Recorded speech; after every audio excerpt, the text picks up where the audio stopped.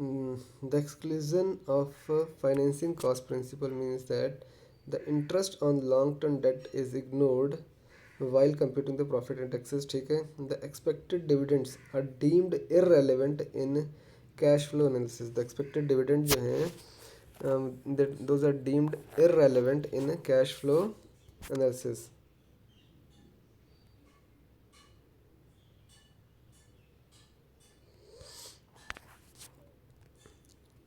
While dividends pose no difficulty as they come only from the profit after taxes, interest needs to be handled properly. ठीक है. Dividend तो चलो after profit ही आते हैं, लेकिन interest यहाँ पर जो है इसको हैंडल करना है प्रॉपरली.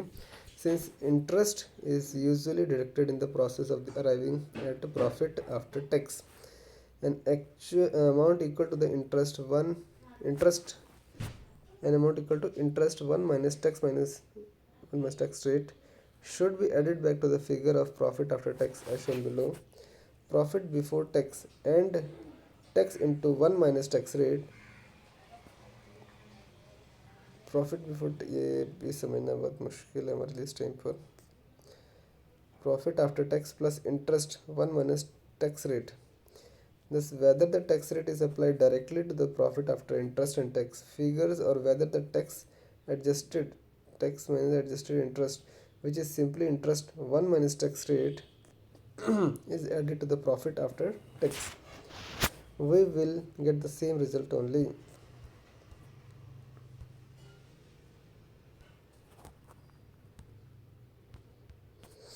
कैपिटल बजटिंग टेक्निक्स देखते हैं.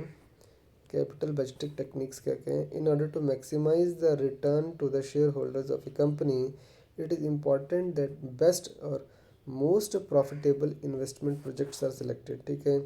Results of making a bad long-term investment decisions can be devastating in both financial and strategic terms. Proper care is required for the investment project selection and evaluation. There are a number of techniques available for the appraisal of investment proposals and can be classified as presented below. Capital budgeting techniques क्या क्या हैं. Traditional और the non discounting technique. Time adjusted और discounted cash flow भी कहते हैं. जिसमें time adjustment तो क्या कहते हैं हम डिस्काउंटेड कैश फ्लो कहते हैं, और जो ट्रेडिशनल उसे नॉन डिस्काउंटिंग कहते हैं. ट्रेडिशनल की बात कर ले तो दो तरह के हैं, पे बैक पीरियड और accounting rate of return ARR. अब बात करें टाइम एडजस्टेड, जहाँ पर टाइम की बात आएगी तो उसमें ऊपर नेट प्रेजेंट वैल्यू की बातें आएंगी, प्रॉफिटेबिलिटी इंडेक्स की बातें आएंगी, इंटरनल रेट ऑफ रिटर्न की बातें आएंगी, डिस्काउंटेड पेबैक पीरियड की बातें आएंगी, modified internal rate of return की बातें आएंगी. तो जहाँ भी modification, discounted, internal rate of return, profitability index या नेट प्रेजेंट वैल्यू की बातें आएंगी, वहाँ पर किसकी बातें आएंगी, ये सारी की सारी क्या हैं टाइम एडजस्टेड हैं. ठीक है. तो क्या क्या है एक बार फिर से देखेंगे. टाइम एडजस्टेड, ये सारी की सारी टाइम एडजस्टेड बहुत इंपॉर्टेंट है. इसमें नेट प्रेजेंट वैल्यू है, प्रॉफिटेबिलिटी इंडेक्स है, इंटरनल रेट ऑफ रिटर्न है, internal rate of return, discounted pay back period इसमें भी है. ठीक है. लेकिन वो सिंपल पे बैक पीरियड है. यहाँ पर है डिस्काउंटेड पे बैक पीरियड, और यहाँ पर है इंटरनल रेट ऑफ रिटर्न, ऊपर है अकाउंटिंग रेट ऑफ रिटर्न है. यहाँ पर इंटरनल रेट ऑफ रिटर्न है लेकिन मॉडिफाइड है वो भी. ठीक है. Modified internal rate of return है. ठीक है. तो ये 1 2 3 4 5 है. चलो आगे चलते हैं. Organisation may use one or more of the capital investment evaluation techniques from the above. Some organizations use different methods for the different types of the projects, while others may use multiple methods for evaluating the each project. The techniques discussed below are the payback period, accounting rate of return जो हैं, ये दो जो पहली वाले दो हैं ये तो हमारी ट्रेडिशनल हैं. उसके अलावा net present value, profitability index, internal rate of return, modified internal rate of return, discounted pay back period and modified internal rate of return. इसमें इंटरनल रेट ऑफ रिटर्न और modified internal rate of return देखो दोनों ही यहाँ पर आ जाती हैं, और दोनों के दोनों ही जो हैं internal rate of return and modified internal rate of return दोनों ही टाइम एडजस्टेड हैं. ठीक है. यहाँ पर था अकाउंटिंग रेट ऑफ रिटर्न की बात करें, अकाउंटिंग रेट ऑफ रिटर्न तो वो है ट्रेडिशनल. ठीक है. लेकिन इंटरनल रेट ऑफ रिटर्न या modified internal rate of return दोनों ही टाइम एडजस्टेड हैं. समझ गए बात. चलो आगे चलते हैं. ट्रेडिशनल और नॉन डिस्काउंटिंग टेक्निक कौन सी हैं? These techniques are capital budgeting does not discount the future cash flow, discount नहीं करती फ्यूचर कैश फ्लो को। There are two such traditional techniques name pay back period and accounting rate of return. Pay back period की बात करें तो time required to recover the initial cash flow, कितना time चाहिए, ठीक है, इसका पे बैक पीरियड कितना है, हमने इतना इन्वेस्टमेंट तो कर रहे हैं लेकिन ये हम इन्वेस्टमेंट हमारे कितने सालों में कवर हो जाएगी, इसे पे बैक पीरियड कहते हैं। कि मैंने एक 10,000 का एक इक्विपमेंट लिया है और उससे कुछ मेरा कैश इनफ्लो आ रहा है, इससे इतना प्रॉफिट हो रहा है, तो वो प्रॉफिट जो है इस इन्वेस्टमेंट को कितने टाइम में कवर कर देगा, ठीक है। 10,000 की मैंने कोई मशीनरी लगाई है और उससे मेरा 1,000 का प्रॉफिट हो रहा है सालाना, तो 10 साल लगेंगे इसको कवर करने के लिए, ठीक है। अगर 10,000 की एक मशीनरी लगाई है और 5,000 उसका प्रॉफिट हो रहा है सालाना, तो 2 साल में रिकवर हो जाएगा, तो पे बैक पीरियड 2 साल आ गए, ठीक है। ये साल भी हो सकता है, महीने भी हो सकते हैं। The pay back period of an investment is the length of time period required for the cumulative total net cash flows from the investment is equal to the total initial cash outlays at that point in time the investor has recovered all the money invested in the project, ठीक है। steps in the payback period technique क्या है? The first step in calculating the payback period is determining the total initial capital investment कितनी लगी है, cash outflow यानी the second step in calculating estimating the annual expected after tax cash flows over the useful life of the project, useful life of the project की भी देखनी है। Uniform cash flow when the cash inflows are uniform over the useful life of the project, the number of years in the payback period can be calculated using the following technique. Payback period is equal to total initial investment divided by annual expected after tax net cash flow. जो after tax की बातें यहाँ पर होती हैं, ठीक है। Annual expected after tax net cash flow की बातें होंगी, पेबैक पीरियड में मुझे ध्यान रखना है आफ्टर टैक्स की बातें यहाँ पर होंगी, ठीक है। आगे है non uniform cash flows when the annual cash inflows are not uniform, ठीक है। The cumulative cash inflow from the operations must be calculated for the each year. The payback period shall be corresponding period when the total of cumulative cash flow is equal to the initial capital investment. However, if exact sum does not match, then the period in which it lies should be identified. After that, we need to compute the fraction of the year. This method can be understood with the help of an example. Non uniform cash flow देखते हैं कि uniform था तो पे back period निकाल लिया, लेकिन अगर नॉन यूनिफॉर्म है तो क्या करेंगे, sorry,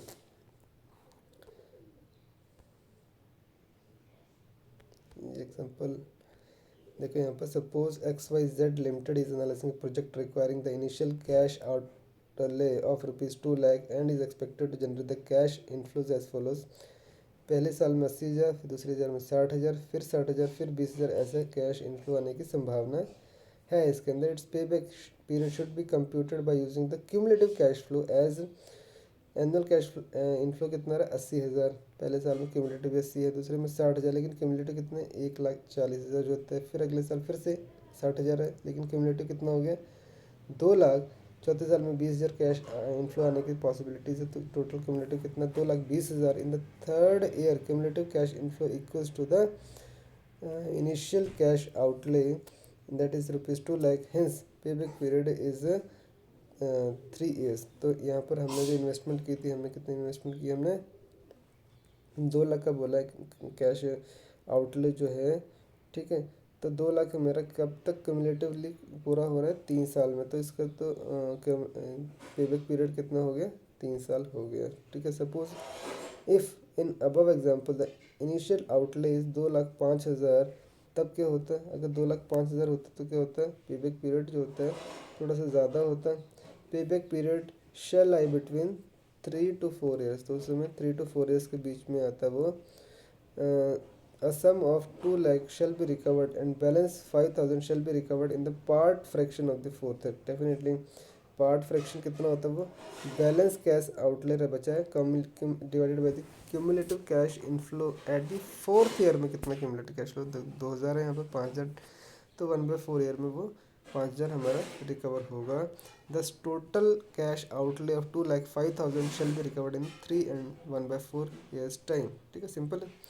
advantages of the payback period का एडवांटेज क्या है? It is easy to compute, it is easy to understand as it provide the quick estimate of the time needed for the organisation to recoup the cash invested. The length of the payback period can also serve as an estimate of the project's risk. The longer the payback period, the riskier the project is, as long-term predictions are less reliable. In some industries with high obsolescence, मतलब चीज़ें जल्दी से obsolete हो जाना, that risk like software industry और the situation where an organisation is short in on cash, short payback period often becomes determining factor for the investment. Limitation of payback period का limitations भी हैं। It ignore the time value of money को ignore करती हैं as long as payback period for the two projects are the same. The payback period technique considers them equals as investment even if the project generates most of the net cash inflows in the early years of the project, while the other project generates most of its net cash inflows in the later years of the payback period। ठीक है, तो दोनों को वो क्या payback period दोनों को same consider करती हैं क्योंकि वो टाइम वैल्यू को इग्नोर करती है पेबैक पीरियड में। A second limitation of the technique is its failure to consider an investment's total profitability को ये account for नहीं करती। It is only consider cash inflow up to the period in which initial investment is fully recovered and ignores the cash flows after the payback period जो आता है उसको ignore करती है। Payback technique places much emphasis on the short payback period, thereby ignoring the long term projects को ignore करती है। Payback reciprocal जो होता है क्या होता है हमारा, as the name indicates it is a reciprocal of the payback period. A major drawback of this payback period method of the capital budgeting is that it does not indicate any cut-off period for the purpose of investment decision. It is however argued that reciprocal of the payback would be close approximation of the internal rate of return, later discussed in detail. If the life of the project is at least twice the payback period and the project generates equal amount of the annual cash it inflows, in practice the payback reciprocal is a helpful tool for the quick estimation of the rate of return of the project, provided its life is at least twice the payback period। तो payback period से twice उसकी life होनी चाहिए तभी हम उसको rate of return मान सकते हैं, कितना रेट ऑफ रिटर्न आ रहा है हमारे पास। ठीक है, कम से कम जो उसकी लाइफ होनी चाहिए वो पेबैक पीरियड से डबल होनी चाहिए एटलीस्ट। पेबैक पीरियड मान लो 5 साल का तो लाइफ एटलीस्ट 10 साल की होनी चाहिए। ठीक है, तभी हम उसको रेट ऑफ रिटर्न मान सकते हैं। इंटरनल नहीं बात कर रहे हैं, हम रेट ऑफ रिटर्न की बात कर रहे हैं। सिर्फ रेट ऑफ रिटर्न कितना, हर साल रिटर्न कितनी दे रहे हैं। 5 साल है तो 100% के हिसाब से 20 यानी 20% पर ईयर रिटर्न आ गया। ठीक है, लेकिन लाइफ कितनी होनी चाहिए, डबल होनी चाहिए। The payback reciprocal can be calculated as follows. Payback reciprocal is equal to average annual cash flow divided by the initial investment. Average annual cash flow आ रही है हमारे पास, जैसे हमने कहा कि 5,000 10,000 टोटल इन्वेस्टमेंट है हमारी, तो इनिशियल 10,000 है। एवरेज एनुअल कैश फ्लो हमारे पास 5,000 आ रहा है, तो 5,000 बटे 10,000 हो गया हमारा इंटू परसेंटेज। पेबैक रेसिप्रोकल आ गया, रेसिप्रोकल एरिया अब ये 5,000 बटे 10,000 कितना आ गया हमारा एक्चुअली ये आ गया हमारे पास 1/2 आ गए। परसेंटेज में एक्चुअली इसको निकालना चाहिए 50%, लेकिन ये ऐसे निकाल रहे हैं रेसिप्रोकल। पेबैक रेसिप्रोकल अलग की टर्मिनोलॉजी है। 1/2 यानी 2 की इन्वेस्टमेंट है और 1 हमारा रिटर्न आ रहा है एनुअली। ठीक है, समझ गए। अगर फ्रैक्शन को देखें तो accounting book rate of return और एवरेज रेट ऑफ रिटर्न, ये दोनों को एक भी कह सकते हैं। अकाउंटिंग रेट ऑफ रिटर्न या average rate of return. The accounting rate of return of an investment measures the average annual net income of the project incremental income as a percentage of the investment. Accounting rate of return is equal to average annual net income divided by the investment. यहाँ पर हम average लेते हैं, ठीक है। Average rate of return मतलब average return साल में कितनी मिल रही है डिवाइडेड बाय द इन्वेस्टमेंट जो हमने की है। सिंपल है एक्चुअली, ये तो रिटर्न रेट ऑफ रिटर्न ही है ना, लेकिन यहाँ पर बस बात कर दी है एवरेज की। The numerator is the average annual net income generate, numerator जो है जो टॉप पर है वो एवरेज एनुअल नेट इनकम है generated by the project over its useful life, ठीक है। The denominator can be either the initial investment including the installment cost और the average invested over the useful life of the project, ठीक है। ये तो total भी ले सकते हैं इसको, इन्वेस्टमेंट टोटल इन्वेस्टमेंट या इनिशियल इन्वेस्टमेंट दोनों समझ सकते हैं। Average investment means the average amount of funds remained blocked during the lifetime of the project under consideration. Further, ARR can be calculated in a number of ways as shown in the following example. छोड़ो यार, advantages क्या हैं ARR की? This technique uses readily available data that is routinely generated for the financial reports and does not require any special procedures to generate the data. Secondly, this method may also mirror the method used to evaluate performance on the operating results of an investment and management performance. Using the same procedure in both decision making and performance evaluation ensures the consistency.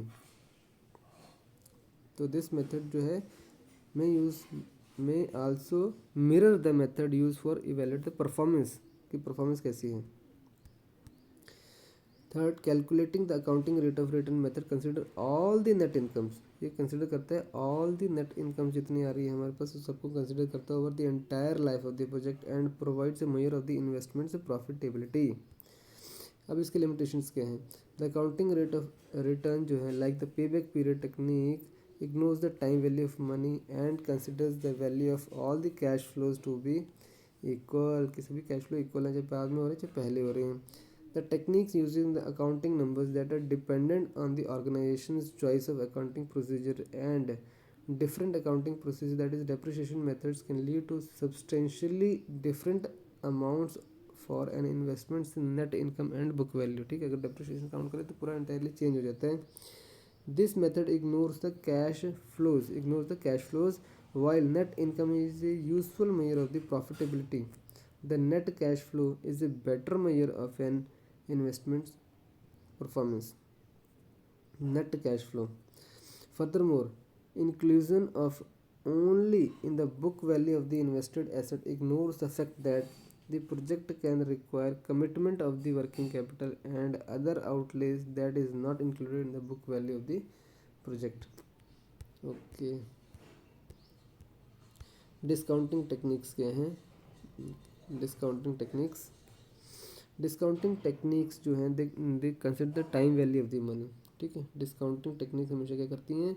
ये consider करती हैं time value of the money and discount of the cash flows to the present value. This techniques also known as present value techniques, क्या कहते हैं इसको? Present value technique. Net present value की जब भी बात आई तो टाइम वैल्यू कंसिडर करती है। These are namely net present value, internal rate of return, profitability index, discounted pay back period, ठीक है। पे बैक पीरियड है लेकिन discounted pay back period time value consider हो रही है। First let us discuss about the determination of the discount rate and it will be followed by the four techniques determining the discount rate. Theoretically, the discount rate or desired or expected rate of return on an investment is just like the rate of return that firm would have earned by investing the same funds in the best available alternative investment that has the same risk. Determining the best alternative opportunity available is difficult in the practical terms. So, rather than using the true opportunity cost, organizations often use an alternative measures for the desired rate of return. An organization may establish a minimum rate of return that all capital projects must meet. This minimum could be based on the industry average or the cost of other investment opportunities. Many organizations choose the use of overall cost of capital, weighted average cost of capital that an organization has occurred in raising the funds or expects to incur in raising the funds needed for an investment.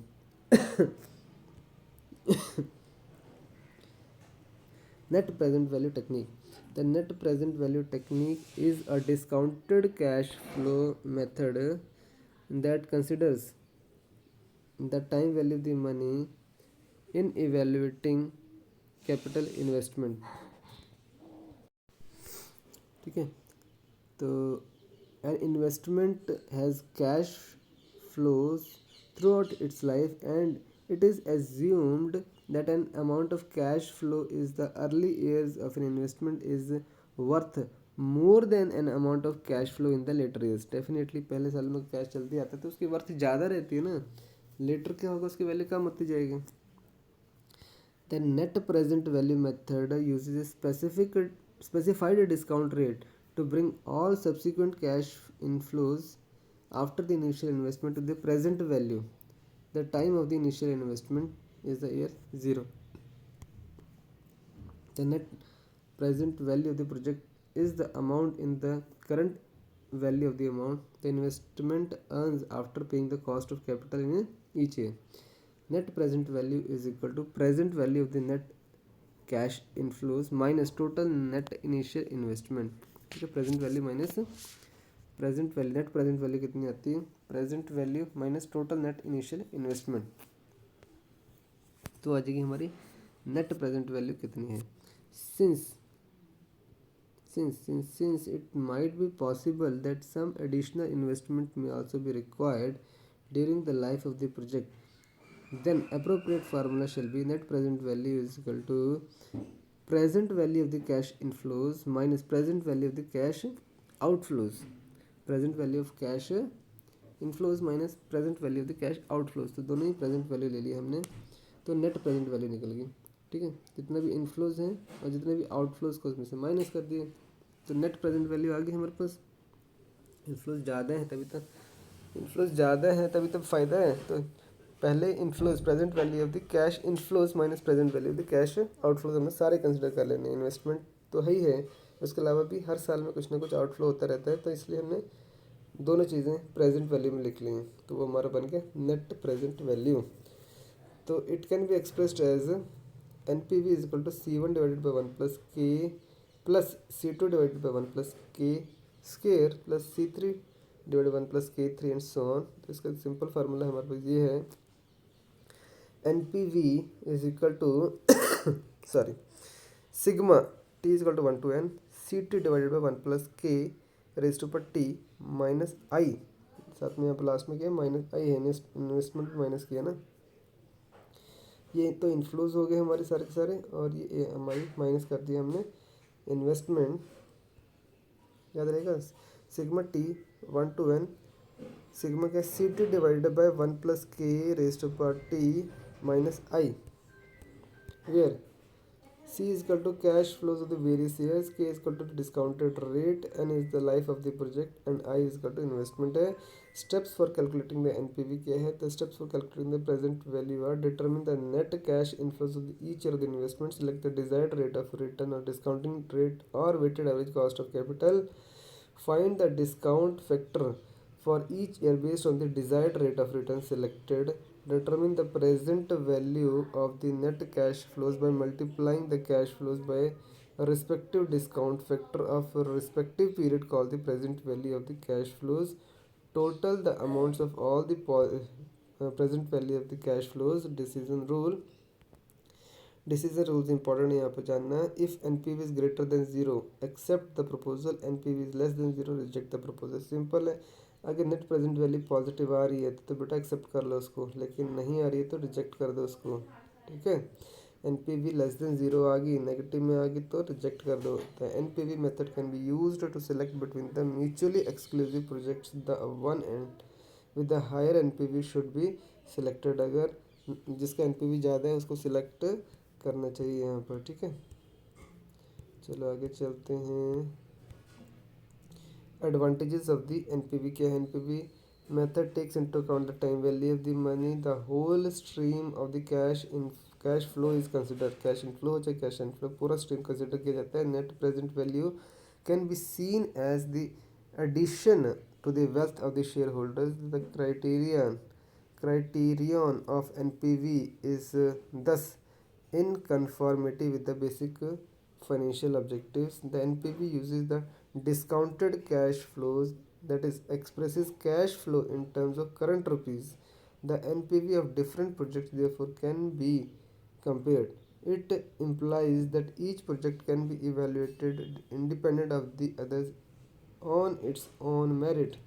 Limitations भी NPV के हमारे present value के limitations के हैं. It involve the difficult calculations.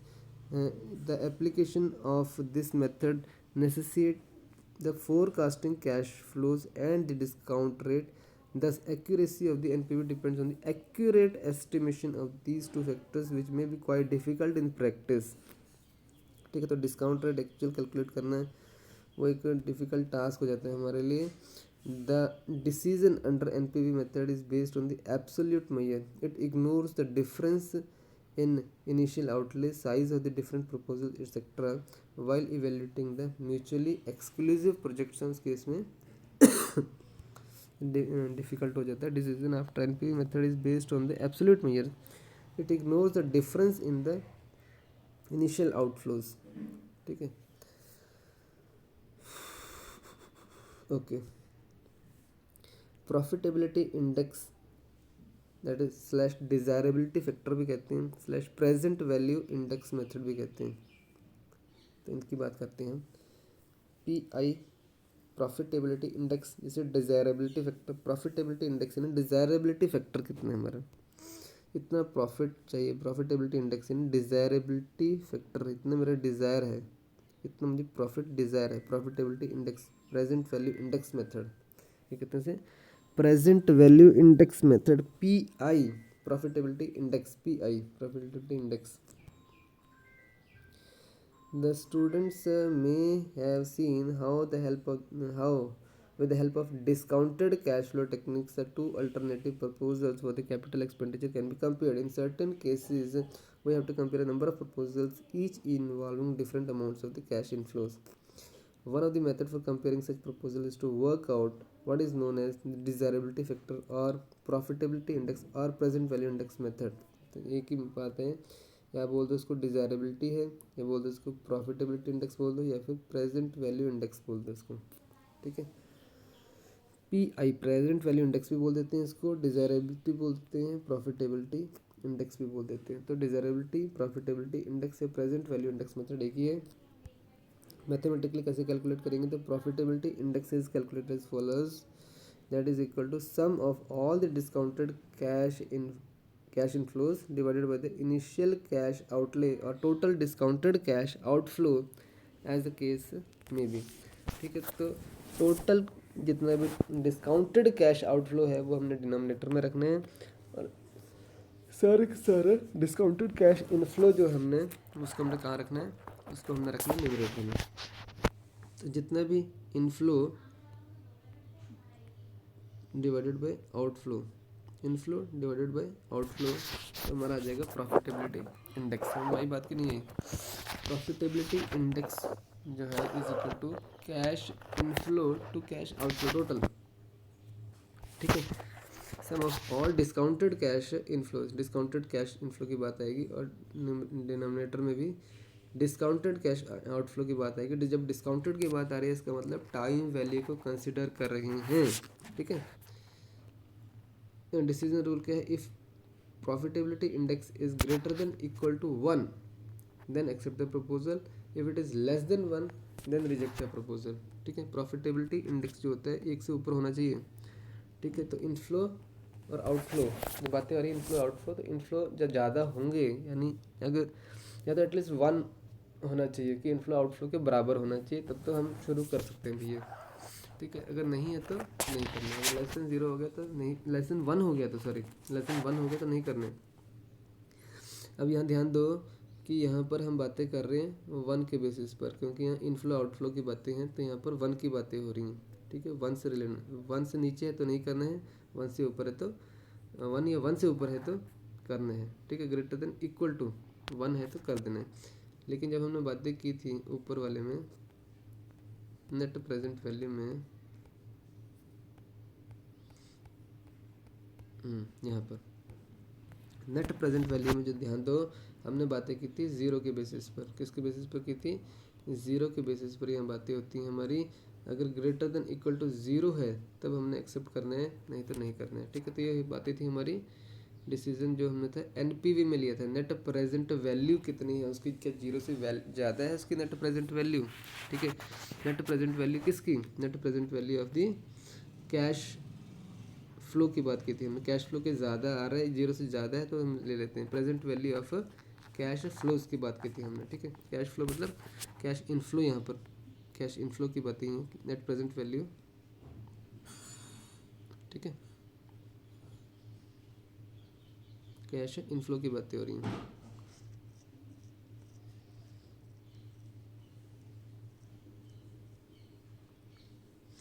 Present value the cash inflow, यहाँ पर inflow लिखना चाहिए actually, net present value of cash inflow, तो याद रख सकते हैं इसको। Net present value of the cash inflow की बातें हो रही हैं।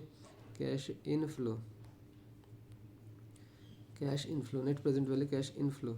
अगर ये इनफ्लो ज़्यादा है, एक ज़ीरो से ज़्यादा है, जीरो से जीरो तक है तो नहीं, अगर जीरो तक है तब भी ले लेंगे कि शुरू हो जाएगा मतलब, लेकिन जीरो से कम नहीं लेना हमने। ठीक है, तो NPV greater than equal to zero तक हमने ले सकते हैं। इक्वल टू जीरो तक ध्यान रख लो, equal to greater than equal to zero तक हमने एक्सेप्ट कर लेना प्रपोजल, नहीं तो रिजेक्ट कर देना। जब हमने बात की थी प्रॉफिटेबिलिटी इंडेक्स, तो प्रॉफिट जब वो वन से ज़्यादा शुरू हो जाए, क्योंकि प्रॉफिटेबिलिटी इंडेक्स क्या होता है बेसिकली हमारा इनफ्लो डिवाइडेड बाई आउटफ्लो। तो इनफ्लो और आउटफ्लो जब बराबर हो जाए, यानी दोनों बराबर आ गए, तो मतलब उससे ऊपर हम जा रहे हैं, प्रॉफिट में जा रहे हैं, तभी हमने एक्सेप्ट करना, नहीं तो नहीं करना। तो वो वन के टर्म में आता है। ठीक है, तो मतलब 100 इन्वेस्टमेंट है, 100 ही प्रॉफिट जब हो रहा है तभी हमने शुरू करना। अगर प्रॉफिट कम हो रहा है तो हमने नहीं जाना ना इसके ऊपर। तो जब भी वो वन लेस देन वन मतलब प्रॉफिट कम आ रहा है, तो ऊपर की वैल्यू फ्रैक्शन में देखो, अगर जब इनफ्लो है हमारा वो कम आ रहा है आउटफ्लो से, तो हमने लेना ही नहीं है। तो लेस देन वन आएगा तभी उस केस में इनफ्लो कम आ जाएंगे, तो वो हमने एक्सेप्ट करना ही नहीं है। तो प्रॉफिटेबिलिटी इंडेक्स जो हमारा हमेशा ही होता है, इसको ध्यान रख लो, definition is equal to inflow divided outflow. तो वो लेस से वन होगी तो हमने एक्सेप्ट नहीं करना है। और नेट प्रेजेंट वैल्यू जो होगी, net present value of the cash inflows की बात यहाँ पर होती है। तो इनफ्लो जब हमारे ज़्यादा होने लग जाए, जीरो से ज़्यादा होने लग जाए तब हम एक्सेप्ट कर सकते हैं। जीरो से ज़्यादा भी होने लग जाए तब हम एक्सेप्ट कर सकते हैं, क्योंकि फ्यूचर में बढ़ेंगे। तो zero and greater than equal to zero, तो NPV greater than equal to zero है तब हम एक्सेप्ट करेंगे, नहीं करेंगे। और प्रॉफिटेबिलिटी इंडेक्स जो है, या नेट प्रेजेंट वैल्यू इंडेक्स कह लो उसको, वो अगर वन से ऊपर है तभी एक्सेप्ट करना है। वन या वन से ऊपर है तो हम एक्सेप्ट कर सकते हैं, और वन से नीचे है तो हमने एक्सेप्ट बिल्कुल नहीं करना है इसको। ठीक है, क्लियर है बात, कोई दिक्कत की बात नहीं है, समस्या नहीं कोई। ठीक है,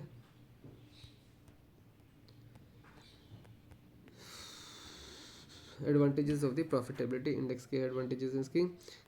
the method also uses the concept of time value of the money. किसका कंसेप्ट यूज करता है, time value of money use करता है। The present pi profitability index, net present value index method जो है, in the PI method, since the present value of the cash inflow is divided by the present value of the cash outflow, it is related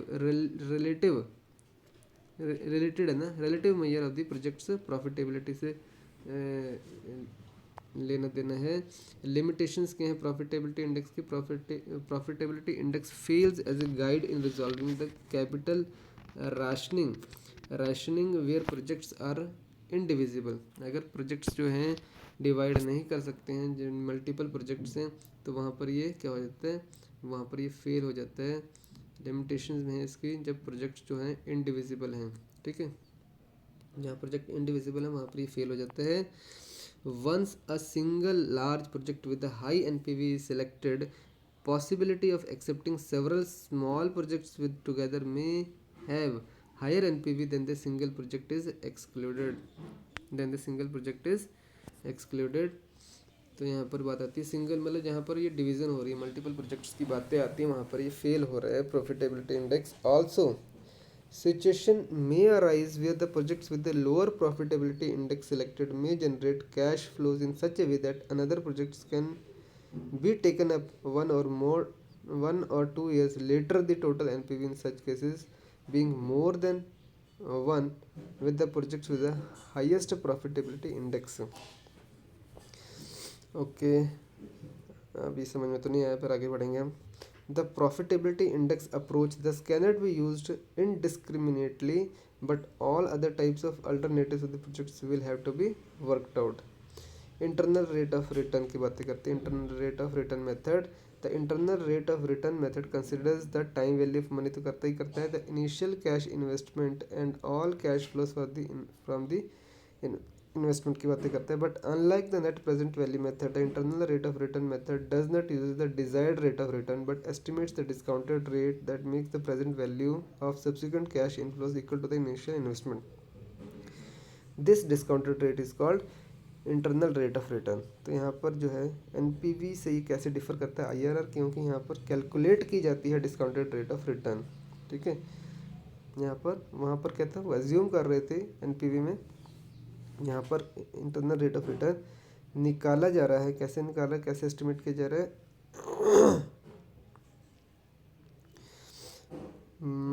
estimate the discounted rate that makes discounted rate makes the present value of the subsequent cash inflows equal to the initial investment. ठीक है, ऐसा discount rate जो कि present value of the subsequent cash inflows को जो equal करेगा initial investment के. कैसा डिस्काउंट रेट ऐसा हमने लेना है.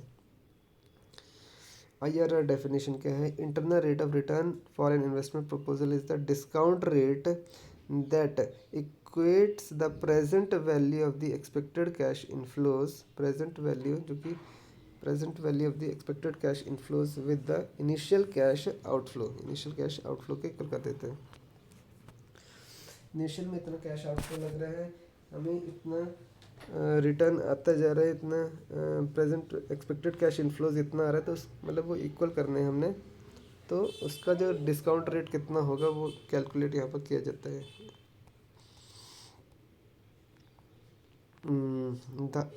This IRR is then compared to a criterion rate of return that can be the organization desired rate of return for evaluating the capital investments. Calculation of IRR. The procedures for computing the internal rate of return vary with the pattern of the net cash flows over the useful life of the investment. Scenario 1. For an investment with the uniform cash flows over the time life, the following equation is used. Step 1. Total initial investment is equal to annual cash inflows into the annuity discount factor of the discount rate for the number of periods of the investment's useful life. If A is the annuity discount factor, then A annuity discount जो है वो कितना होगा. Total initial cash disbursements and commitments for the investment divided by the annual या equal annual यानी annually equal cash inflows from the investment. ठीक है, तो टोटल इनिशियल कैश डिस्बर्समेंट कितनी कर दी, यानी आउटफ्लो आ गया, और यहाँ पर आ गया हमारा इनफ्लो. आउटफ्लो बाय इनफ्लो आ गया एन्युटी डिस्काउंट फैक्टर. ओके, लंबा प्रोसीजर है.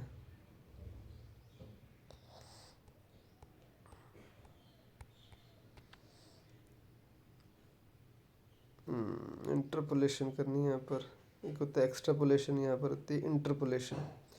एक्स्ट्रापोलेशन मतलब कोई चीज़ पता है कैसे बढ़ रही है, कैसे हो रही है, उसको इंट्रापोलेट कर देना. ये है उसको एक्स्ट्रापोलेट कर देना, सॉरी, यहाँ पर इंटरपोलेट कर देना. मतलब बड़ी चीज़ पता है, उसको ड्राइव करके वो जो छोटी चीज़ है वो लेकर आना.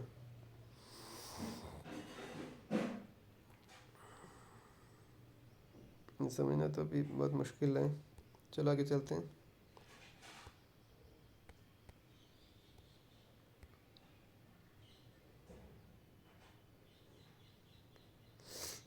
इसको क्या समझ सकता है कोई.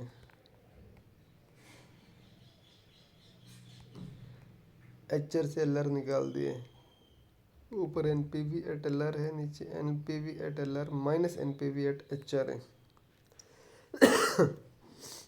देखो यहाँ पर एचआर माइनस एलआर है, यहाँ पर एलआर माइनस एचआर है. ऊपर तो एलआर है, एलआर को प्लस किए.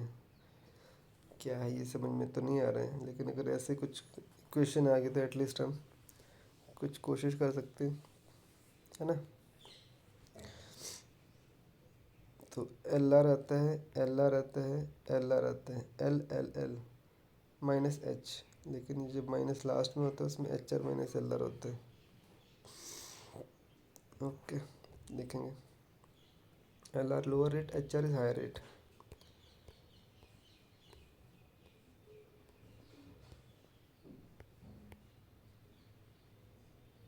एक्सेप्टेंस रूल जो दिखते क्या है, the use of I R R as criterion to accept the capital investment decision involves a comparison of the IRR with the required rate of return known as cutoff rate।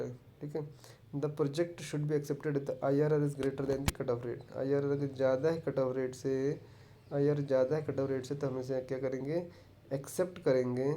ठीक है, तभी हम accept करेंगे जब IRR is greater than the cut off rate.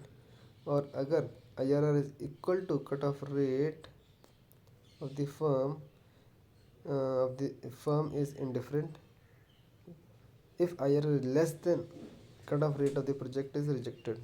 ठीक है, IRR is greater than equal to cut off rate accept the proposal, if IRR is less than cut off rate then reject the proposal। तो यहाँ पर IRR में भी हम one की बातें ही कर रहे हैं यहाँ पर। ठीक है, किसकी बातें कर रहे हैं, वन से चल रहे हैं हम। Sorry, cut off rate, one कहाँ आ गया, IRR is greater than cut off rate, greater than cut off rate तो हम एक्सेप्ट कर रहे हैं, greater than equal to less than equal to cut off rate और वेटेड एवरेज कॉस्ट क्या है, WACC, तो हम रिजेक्ट कर रहे हैं। कट ऑफ रेट की बातें यहाँ पर हो रही हैं। WACC क्या है, weighted average cost of capital होता था। चलो ठीक है, चलो छोड़ो, आगे चलो। Internal rate of return and maturity exclusion projects are called mutually exclusive when the selection of one precludes the selection of the others। In case a company owns a piece of land which can be put to use either for the project S or L, such projects are mutually exclusive to each other, that is the selection of the project necessarily means the rejection of the other, refers to the figures below। ठीक है, तो mutually exclusive project से मतलब दोनों एक ही land पर दो project लगाने हैं, तो या तो ए लगेगा या तो बी लगेगा, तो म्यूचुअल एक्सक्लूसिव है आपस में, दोनों नहीं लग रहे हैं, दोनों म्यूचुअल एक्सक्लूसिव है, या तो एक लगेगा या तो बी लगेगा। यहाँ देखो, यहाँ पर है कॉस्ट ऑफ कैपिटल, यहाँ पर है हमारी नेट प्रेजेंट वैल्यू।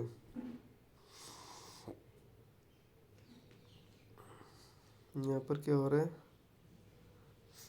IRR हमारा 14% यहाँ पर दे रखा है।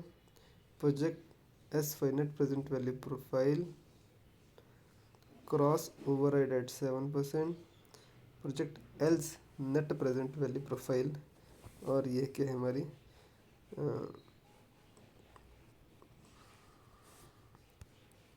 IRR यहाँ पर 12% दे रखा है। यहाँ पर IRR 14% दे रखा है, इसका IRR 14% है, इसका IRR 12% है।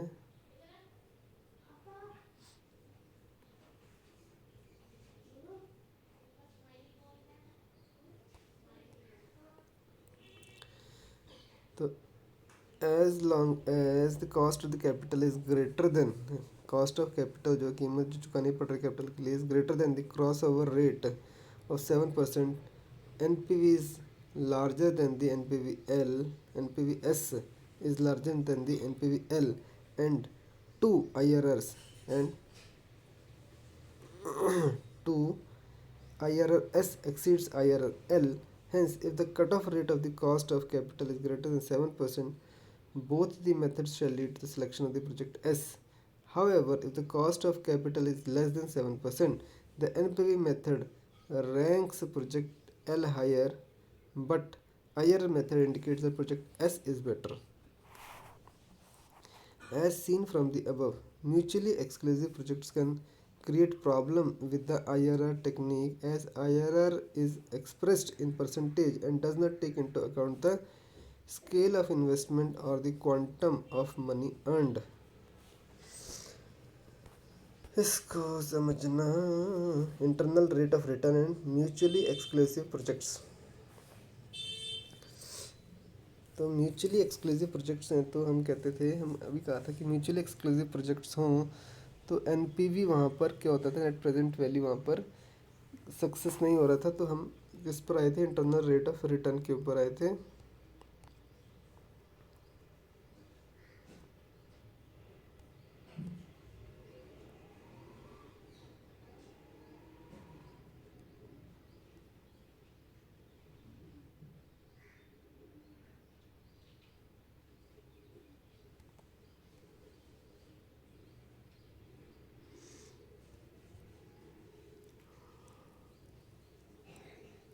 नेक्स्ट चलते हैं द री इन्वेस्टमेंट एजम्पशंस के। The reinvestment assumptions net present value techniques assumes that all the cash flows can be reinvested at the discounted rate used for calculating the NPV. ठीक है, discount rate use for calculating the NPV. This is logical assumption since the use of NPV technique implies that all the projects which provide high return then the discounting factors are accepted. All the projects which provide a higher return than the discounting factor are accepted. जिसका return ज़्यादा है NPV method में क्या था, net present value जो है हमारी जो है अगर ज़ीरो से ज़्यादा होने लग गई है जैसे हम एक्सेप्ट कर लेते थे, sorry. In contrast, IRR technique assumes that all the cash flows are reinvested at project's IRR. IRR technique में क्या होता है, all the cash flows are reinvested at project's internal rate of return. This assumption means that projects with the heavy cash flows in the early years will be favored by the IRR method vis-a-vis projects with the which have large cash outflows in the later years. तो IRR method में क्या हो रहा है, basically जिस projects का return जो है जल्दी आ रहा है उसको एक्सेप्ट करते थे instead of the projects which have larger cash flow in the later years. This implicit री investment assumptions means that the projects like A with the cash flow uh, concentrated in the earlier years of the life will be preferred by the method related to the project such as B. ठीक है, तो जहाँ पर cash inflow जो है concentrated है early years में तो वो प्रेफर्ड किए जाते हैं, ठीक है, by the method compare the project such as B. Multiple internal rate of return in case where project cash flow change signs or reverse during the life of a project, that is example given, initial cash outflow is followed by the cash inflows and subsequently followed by a major cash outflow, there may be more than one IRR. The following group of discount rate versus NPV may be used as an illustration. ठीक है, तो यहाँ पे देखो दो IRR हो गए हमारे, एनपीवी वर्सेस डिस्काउंट रेट यहाँ पर लिए है, तो ये बेसिकली यहाँ पर दो आईआरआर हो गए, एक यहाँ पर आईआरआर 1 हो गया और एक यहाँ पर आईआरआर 2 हो गया. In such situation, the cost of capital is less than the two IRRs. If the cost of capital is less than the two IRRs, a decision can be made easily. However, otherwise the IRR decision rule may turn out to be misleading, as the project should only be invested if the cost of capital is between IR1 and IR2. To understand the concept of the multiplier, it is necessary to understand the implicit reinvestment assumption in both the NPV and IRR techniques. Advantages of the IRR. This method makes use of the concept of the time value of the money and all the cash flows in the project are considered. जितने भी cash flow होते हैं वो सब के सब cash flow consider होते हैं. IRR is easy to use as instantaneous understanding of the desirability can be determined by comparing it with the cost of capital के साथ इसको compare करते हैं हम IRR को internal rate of return. IRR techniques helps in achieving the objectives of maximization of the shareholders' wealth. Limitations के हैं, the calculation process is very tedious and if there is more than one cash outflows interspread between the cash inflows, there can be multiple IRRs, the interpretation of which is very difficult. The IRR approach creates a peculiar situation if we compare the two projects with the different inflows या outflow patterns के साथ चल रहा है. तो it is assumed that under this method all the future cash inflows of a proposal are reinvested at a rate equal to IRR. it ignores the firm's ability to reinvest in the portfolio of different rates. तो different rates पर वो नहीं उसको री invest नहीं कर पाएंगे। तो यहाँ पर क्या कर रहे हैं कि री इन्वेस्टिंग की बात यहाँ पर होती है IRR के केस में। If mutually exclusive projects are considered for the investment purpose which have considerably different cash outlays. A project with a larger fund commitment but lower IRR contributes more in terms of the absolute NPV and increases the shareholders' wealth. In such situation, decision based only on the IRR criterion may not be correct. Okay.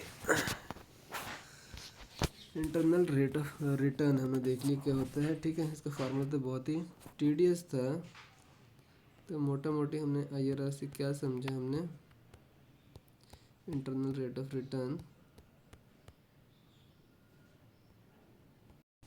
तो एक video YouTube पर देखा, उसके basis पर है NPV versus IRR। Basically यही बताया कि NPV is a better measure than the IRR। Internal rate of return जो है, जैसे कि यहाँ दे रखा है कि IRR जो है और NPV में कॉन्फ्लिक्ट आ सकता है। तो IRR जो है बेसिकली यहाँ 50% है फर्स्ट केस में, और सेकंड केस में 40% है। तो IRR के हिसाब से तो प्रोजेक्ट A, लेकिन NPV के हिसाब से प्रोजेक्ट B इज़ बेटर, क्योंकि उसमें वेल्थ ज़्यादा ऐड हो रही है।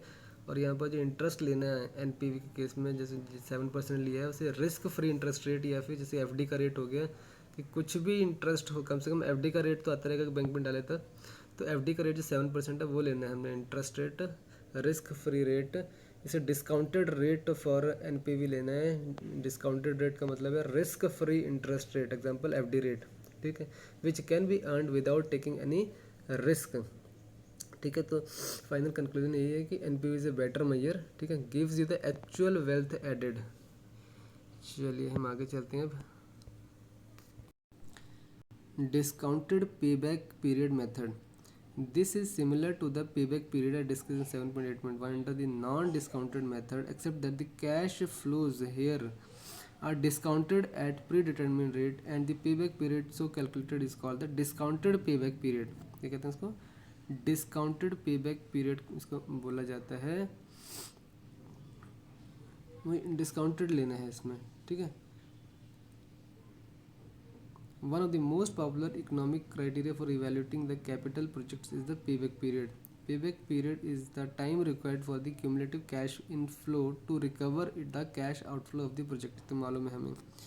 This technique is considered superior to the simple payback period method because it takes into accounting the time value of the money को कंसिडर कर रहा है। तो जब भी पेबैक पीरियड तो सिंपल हो गया हमारा, ठीक है, लेकिन यहाँ पर डिस्काउंटेड पेबैक पीरियड जब आ गया तो वहाँ पर टाइम वैल्यू कंसिडर कर लिया हमने, तो ये हमारा आ गया बेटर मेजर आ गया हमारा, ठीक है।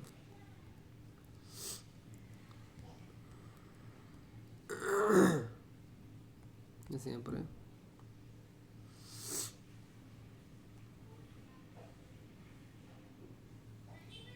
उसके आगे हमारा modified internal rate of return MIRR। Mirror क्या है? Modified internal rate of return. As mentioned earlier, there are several limitations attached to the concept of the conventional internal rate of return. The MIRR addresses some of these deficiencies. Example, it eliminates the multiple IRR rates.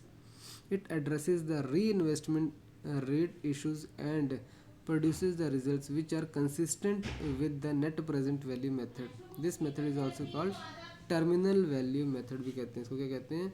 This method is also called terminal value method.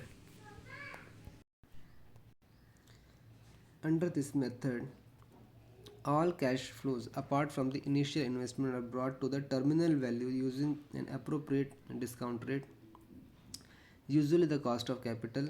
This results in a single stream of cash inflows in the terminal final year. The MIRR is obtained by assuming a single outflow in the zeroth year, single outflow zeroth year में कुछ भी outflow नहीं है, and the terminal cash flow as terminal cash inflow as mentioned above. The discount rate जो discount rate which equates the present value of the terminal cash inflows to the zero year outflow is called the MIRR. अभी समझ में आया कि नहीं आया? मुझे तो समझ में नहीं आया ऐसे. The discount rate, last वाली लाइन में, the discount rate which equates the present value of terminal cash inflow to the zero year outflow. Terminal मतलब यहाँ से शुरू किया प्रोजेक्ट 0th ईयर में और ये 10th ईयर में ख़त्म कर दिया. ये तो हो गया हमारा इनिशियल ईयर का टर्मिनल ईयर. तो यहाँ पर जो कैश इनफ्लो है यहाँ पर वो है टर्मिनल कैश इनफ्लो, और यहाँ पर है ज़ीरो ईयर कैश आउटफ्लो. यहाँ पर कैश का आउटफ्लो देख रहे हैं हम और यहाँ पर इनफ्लो देख रहे हैं. तो ये जब इक्वेट कर दिया दोनों को बराबर हो गया उसे कहते हैं MIRR. दोबारा पढ़ते हैं एक बार, शायद समझ में आए. Under this method all the cash flows apart from the initial investment are brought to the terminal value using the appropriate discount rate, usually the cost of capital. क्या होता है डिस्काउंट रेट? कौन सा लेते हैं? Usually cost of capital. Cost capital की कितनी कीमत चुकानी पड़ रही है उसे डिस्काउंट रेट मान लेते हैं. This results in a single stream of cash inflow in the terminal year. The MIRR is obtained by assuming the single outflow in the 0th year. Outflow 0 है 0th year में, and terminal cash inflow as mentioned above. The discount rate which equates the present value of the terminal cash inflow to the 0th year cash outflow is called MIRR. The decision criterion of MIRR is same as IRR. If you accept the investment, if MIRR is larger than the required rate of return, and reject if it is lower than the required rate of return. ठीक है, required rate of return मतलब मान लो जो bank का 7% से ज़्यादा interest हमने ले रखा है, हमने कॉस्ट ऑफ कैपिटल हमारी है 7%, हमें इंटरेस्ट 7% रेट पर हमने कोई लोन उठा रखा है, इन्वेस्टमेंट कर रखी है, बोरिंग कर रखी है, तो हमें उससे ज़्यादा होना चाहिए. तो रिक्वायर्ड रेट ऑफ रिटर्न 7% से ज़्यादा है. अगर उससे ज़्यादा है MIRR या फिर IRR तो हमें एक्सेप्ट करना, नहीं तो नहीं करना है. सिंपल सी बात. MIRR एक बार फिर से हम ज़रा समझेंगे. चलो आगे बढ़ते हैं. इसको difficult just is in case of जो भी इस पर देखने को मिल रहा है इंटरनल रेट ऑफ रिटर्न की तरह ही है, modified internal rate of return. बस वो मॉडिफाइड इसलिए किया क्योंकि नॉन कन्वेंशनल कैश फ्लोज चलते हैं यहाँ पर. कैश फ्लो जो है नॉन कन्वेंशनल है. जैसे कि कैश फ्लो बाकी के केस में कैश फ्लो क्या होता था, पहले कैश आउटफ्लो होता है पहले ईयर में, बाकी में कैश इनफ्लो होता जा रहा है.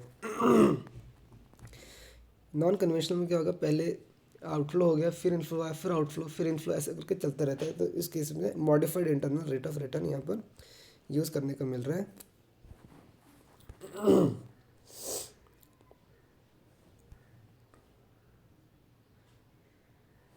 दैट इज़ जहाँ पर इसका बेसिक जो पर्पस है इसमें समझ लो. इट एलिमिनेट्स, अरे हट जा, इट एलिमिनेट्स मल्टीपल IRRs. जहाँ पर मल्टीपल IRRs होते हैं तो उसको ये एलिमिनेट करता है. ठीक है, और ये री इन्वेस्टमेंट रेट इश्यूज़ को भी एड्रेस करता है. री इन्वेस्टमेंट रेट इश्यूज़. ठीक है, और इसको क्या कहते हैं, टर्मिनल वैल्यू मेथड भी कहते हैं इसको. MIRR को टर्मिनल वैल्यू मेथड भी कहते हैं.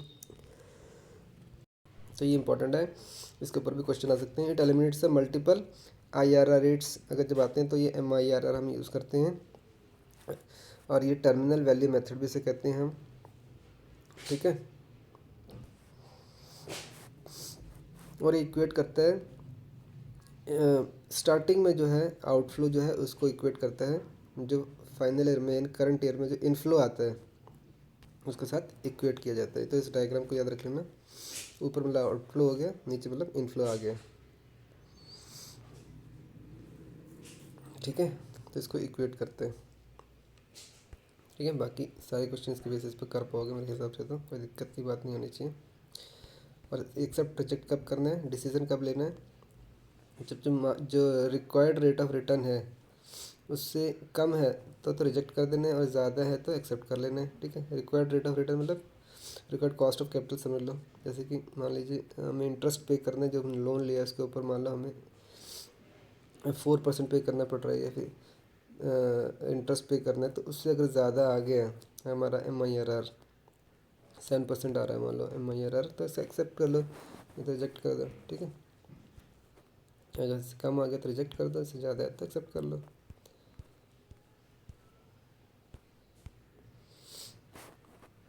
कंक्लूजन यहाँ पर comparison of the net present value and the internal rate of return methods similarity both the net present value the internal rate of methods discounted cash flow method है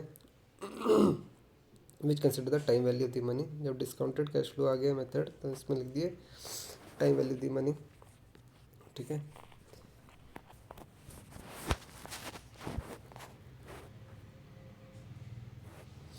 Both the techniques consider all the cash flows over the expected useful life of the investment. All the cash flow over the useful expected life of the investment पे consider करते हैं। Different conclusion in the following scenarios. There are circumstances scenarios under which the net present value method and the internal rate of method which reach a different conclusion. Let us discuss these scenarios. Scenario 1, scale or the size of the disparity being IRR relative measure and NPV as an absolute measure. IRR relative है और NPV absolute measure है. In case of disparity in scale or size of both may give contradictory ranking. This can be understood with the help of the following illustration. Illustration देखना पड़ेगा, छोड़ दो इसको यार.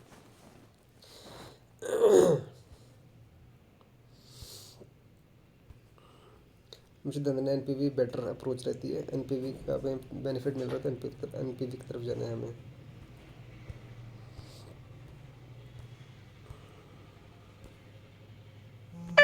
Breakfast.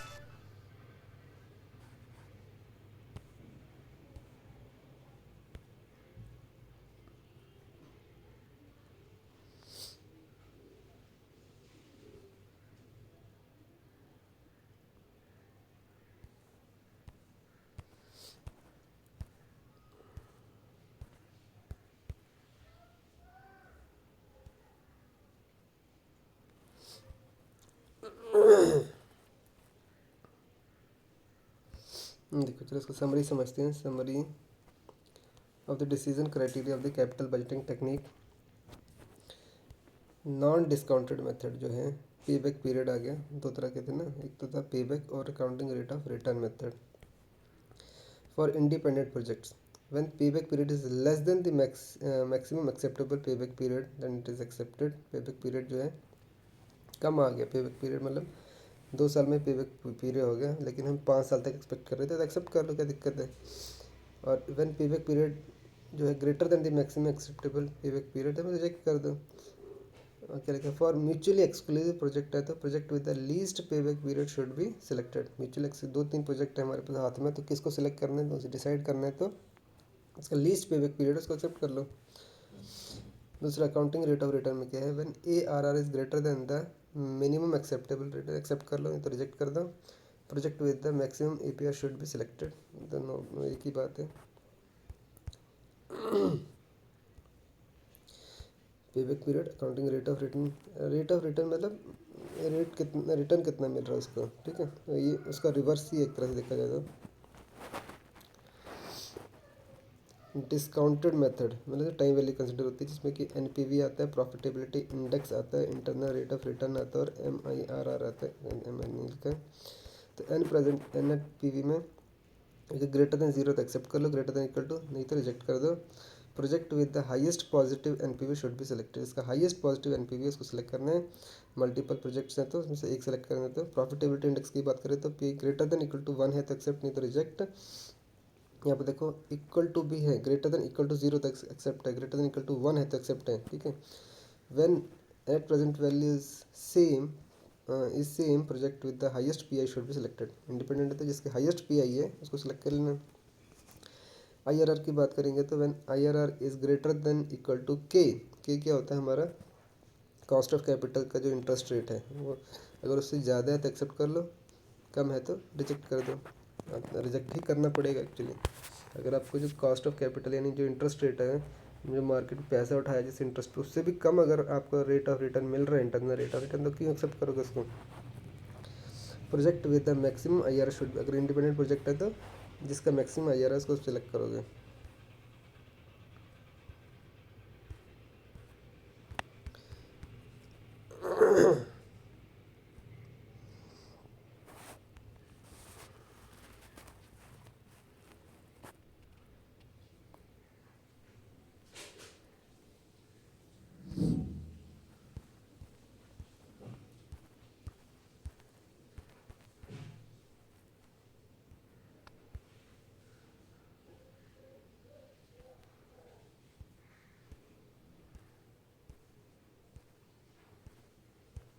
सारे क्वेश्चन दिए।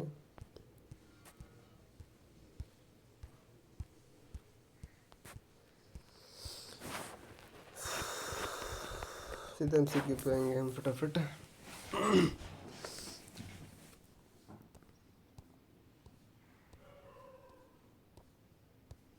कौन से पेज पर है भाई। तो MCQs हम देख लेते हैं। सिस्टम पे मैंने खोल लिए हैं MCQs। टोटल 15 क्वेश्चन है। A capital budgeting technique which does not require the computation of cost of capital for decision making purposes। Cost of capital जानने की कंप्यूटेशन करने का ज़रूरत नहीं होता है। ऐसा कैपिटल बजटिंग टेक्निक कौन सा है। नेट प्रेजेंट वैल्यू है, इंटरनल रेट ऑफ रिटर्न है, modified internal rate of return method है, या फिर पे बैक पीरियड मेथड है। तो इसका सही आंसर तो डी है, मालूम है, हमने करके आए हैं। If two alternative proposals are such that the acceptance of one shall exclude the possibility of the acceptance of the another, then such decision making will lead to, ठीक है, दो एक्सक्लूसिव प्रोजेक्ट्स हैं तो इसमें इसे क्या कहेंगे, mutually exclusive decisions, accept reject decision, contingent decisions, या नन ऑफ द अबव। तो जिसका सही आंसर है सेकंड का, उसे हम कहेंगे म्यूचुअली एक्सक्लूसिव डिसीजंस। क्या कहेंगे हमसे, म्यूचुअली एक्सक्लूसिव डिसीजंस बोलेंगे इसके, ठीक है। जिसमें कि acceptance of one shall exclude the possibility of the acceptance of the another, ठीक है। तो यहाँ पर उसे हम म्यूचुअली एक्सक्लूसिव डिसीजन बोलते हैं, ठीक है। सेकंड का ये है। Third, in case a company considers a discounting factor, एक डिस्काउंट फैक्टर लिया है higher than the cost of the capital. ऐसा डिस्काउंट फैक्टर ले लिया है, ऐसा डिस्काउंटिंग फैक्टर लिया है जो हायर है, कॉस्ट ऑफ कैपिटल से हायर है, for arriving at the present value, the present value of cash inflow will be, उस present value of the cash inflow कितनी होगी, पीवी कितनी होगी उसकी, less than those computed on the basis of cost of capital, more than those computed on the basis of cost of capital, equal to those computed on the basis of the cost of the capital, या फिर none of the above. तो इसमें से क्या होगा,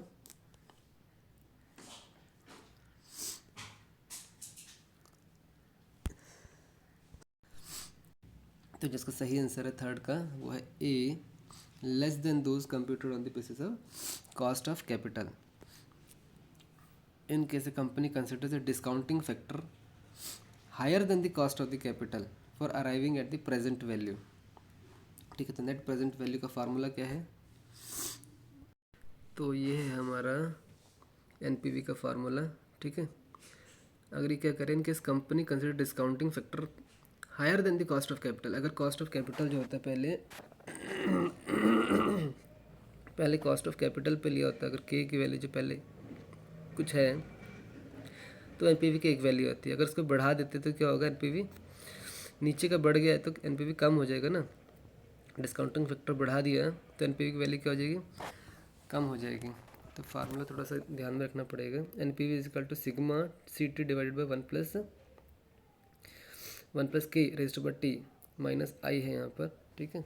याद रहेगा, थोड़ा सा इन्वर्सली रिलेटेड है डिस्काउंटिंग फैक्टर से, ठीक है। चलो आगे चलते हैं। डिस्काउंटिंग फैक्टर है, एनपीवी इन्वर्सली रिलेटेड है डिस्काउंटिंग फैक्टर को, याद रखना पड़ेगा दिमाग में। नेक्स्ट चलते हैं। If the cut off rate of a project is greater then IRR। अगर कट ऑफ जो रेट है, cut off rate of a project is greater than the IRR, तब क्या होगा? IRR जो होता है basically internal rate of return, अगर ज़्यादा होना चाहिए कट ऑफ रेट से, तो अगर है तो रिजेक्ट कर देंगे। क्या होगा? फोर्थ का क्या है? बी, डेफिनेटली IRR ज़्यादा होना चाहिए ना कट ऑफ रेट से। कट ऑफ रेट मतलब जो जिस रेट पे हमने कॉस्ट ऑफ कैपिटल तो कट ऑफ रेट से ही अगर वो IRR ज़्यादा नहीं है, मतलब लेस हो गया ना, IRR लेस हो गया, कट ऑफ रेट ज़्यादा हो गया तो IRR लेस हो गया, IRR लेस हो गया तो उसको मतलब रिजेक्ट कर देना हमको। Fifth, while evaluating the capital investment proposals, time value of money is used in which of the following technique. पे बैक पीरियड में तो नहीं होता है, ठीक है, हमें पता है, सिंपल है वो। अकाउंटिंग रेट ऑफ रिटर्न में नहीं होता है, नेट प्रेजेंट वैल्यू में होता है। नहीं, इसका सही आंसर है सी। फिफ्थ पे आ जाओ, सॉरी फिफ्थ हो गया, सिक्स पर आ जाओ। IRR would favor projects proposals which have heavy cash inflows in the early stages of the project, evenly distributed cash inflows throughout the project, heavy cash inflows at the later stages of the project in another बीच। वैसे IRR जो internal rate of return है basically एक ही बातें करता है। तो six का answer क्या है? सिक्स का ए करेक्ट है, क्योंकि जहाँ पर हैवी कैश इनफ्लो है अर्ली स्टेजेस पर उसको फेवर करता है IRR method.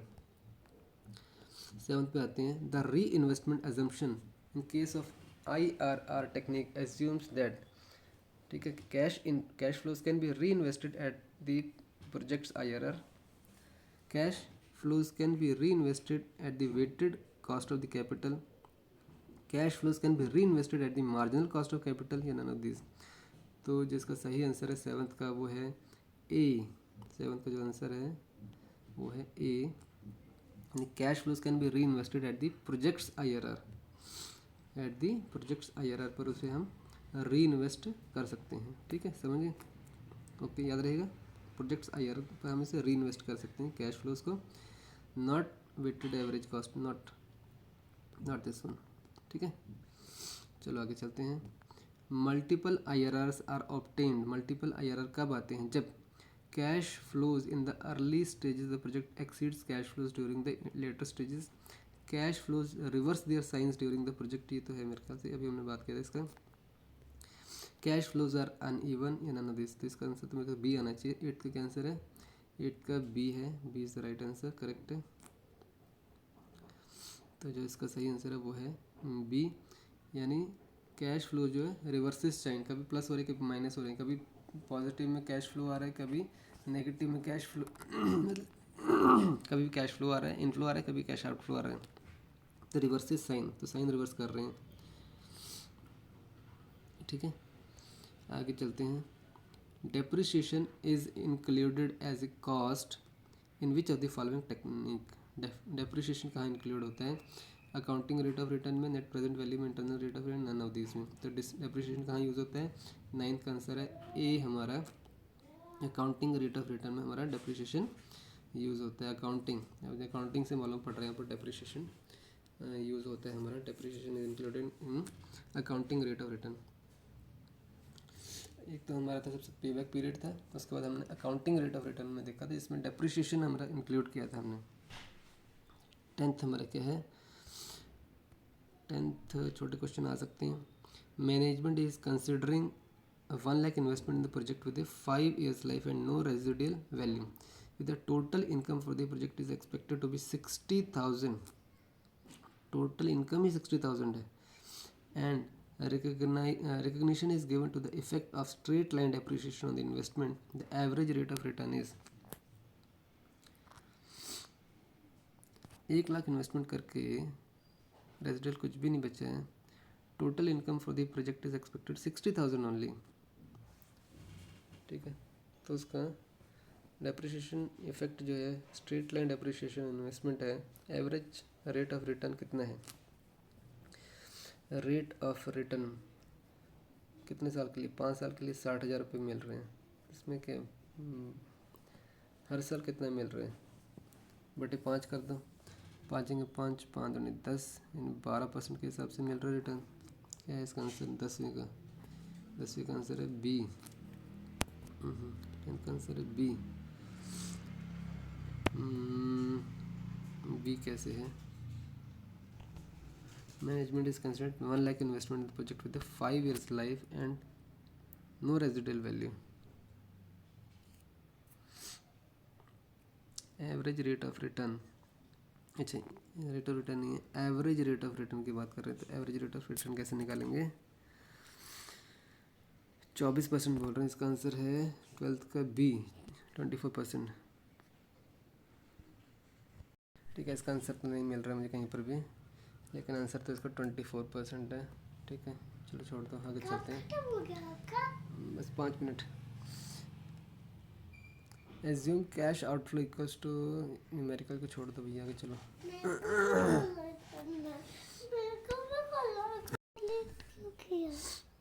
What is the internal rate of return for a project having cash flow 40,000 per year for 10 years at a cost of 2,26,009? अरे बाबा इसका क्या है इसका? अरे रुको जो बाबा,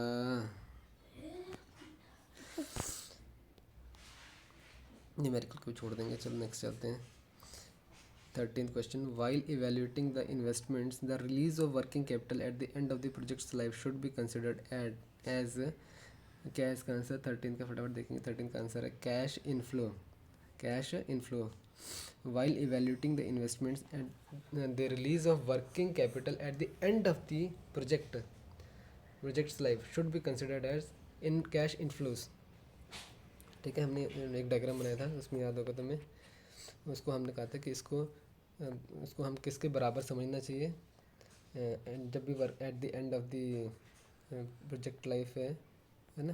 ये मान लिया था 0 था 10 था, हमने कहा था कि यहाँ पर जब मैं कैश इसके बराबर समझना चाहिए।